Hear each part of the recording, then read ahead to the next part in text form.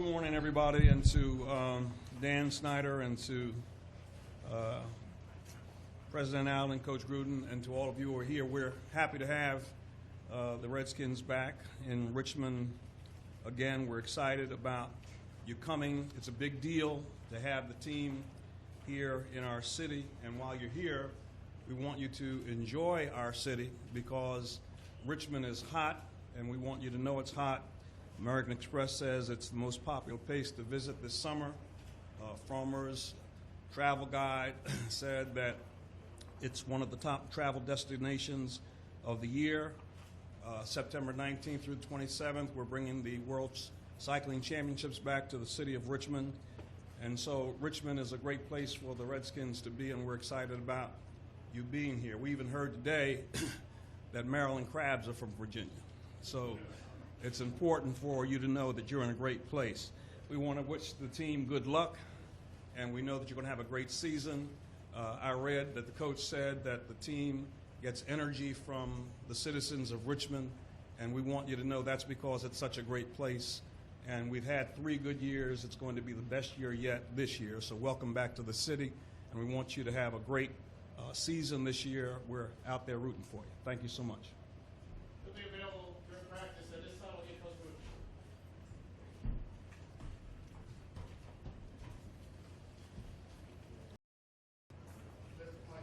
Go ahead.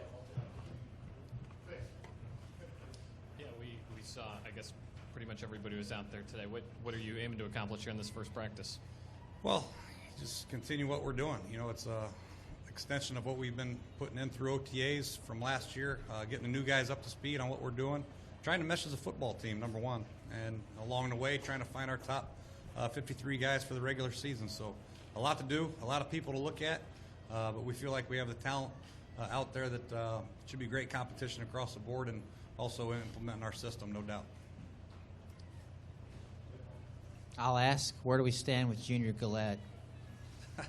Well, he's, we're going to get a physical on him and then go from there. And then we'll get a chance to talk to him, and he'll meet with Scott, he'll meet with myself, and then we'll make a determination on where we go from there. Jay, what do you want to see from D'Angelo now that he's back healthy, and how do you feel about the competition in that room now that you have the 2 veteran guys and the 2 young guys behind them?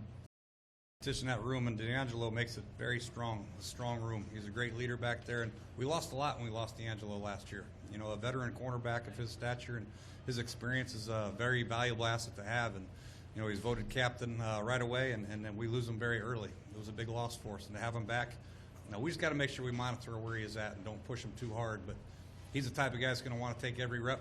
But we just want to make sure we get him full go and get him ready for week 1. But that room is very strong. You got Amerson's with some experience. You got Breland, who came on strong last year. Obviously, we have Culliver from San Francisco. He's a known commodity in this league, and D'Angelo adds to the mix. And we drafted a kid in the 6th round, so we have some good players back there.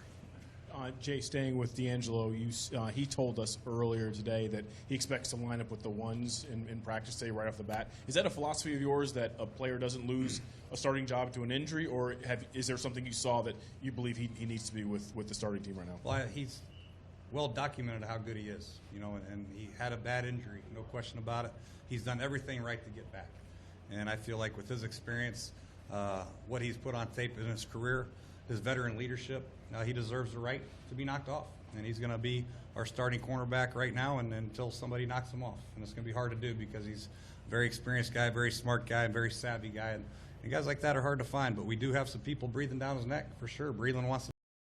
Emerson has got a taste of being a starter. He wants to start. Obviously, Culliver's here. So we have 4 guys with some good experience and going to push the envelope, but D'Angelo is a very good corner. Jay, where do things stand with the strong safety position? Is that Duke Inacho's job to lose right now, or how would you describe it? We're going to go out there and let him play. Duke's done a good job so far, and those guys are going to line up and see what happens. We got a lot of candidates out there, strong safety, free safety, and the good thing about that position is they're able to intermingle a little bit. They can both, some of them can be in the box, they can be in the hole, they can both play the hashes and play 2 deep. They can play the quarters, obviously. So we got a lot of versatility back there with some experienced guys, and it'll be a good test for all of them.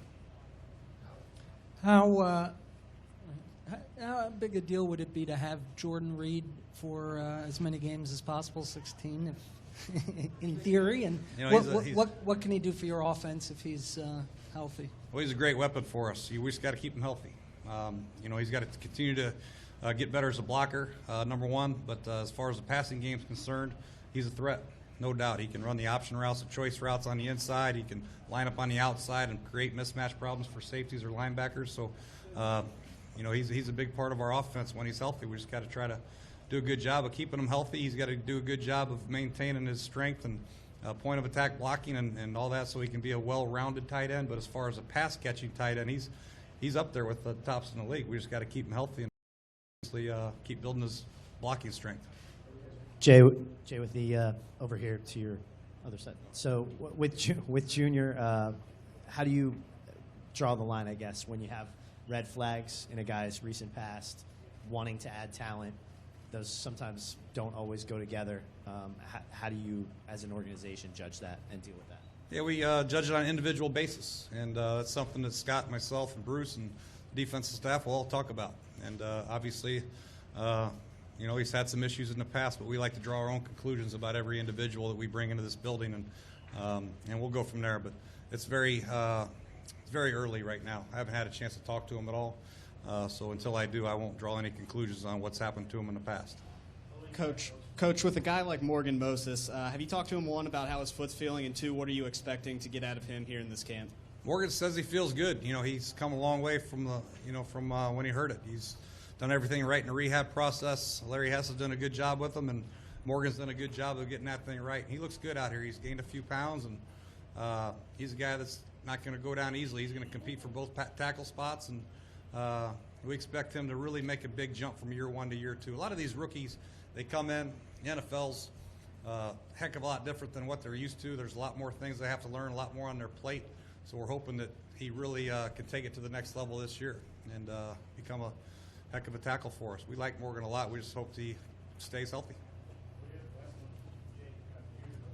How do you handicap the rest of that spot opposite Kerrigan at the outside linebacker? Is that Murphy's job to lose? Is Smith going to push? Like, how do you figure that's going to develop these next couple of weeks? Yeah, we you know, it's very early in training camp, and we like competition in all spots. But Trent Murphy has really done an excellent job. You know, in OTAs, he probably had about 15 sacks. Would have been sacks if we let the whistle blow. You know, he's really put on some weight. He's stronger. He looks a little quicker, and he's got great knowledge of the system. Very smart player. He's one of those guys that you get him in as he's like a puppy, and he just gets in the weight room. He's going to get stronger and stronger. He's going to become an angry dog here before too long. So Trent's going to be a tough guy to get out of that lineup. You know, he plays hard. He's a physical guy. He's long, and he can move around quite a bit. And Preston, we're excited about what he can do. And we got some young guys that played a lot last year that had to play when Arakpo got hurt and then Trent got hurt. So, you know, those guys will also compete. But we like where Trent is right now. All right, guys. Points about the blow.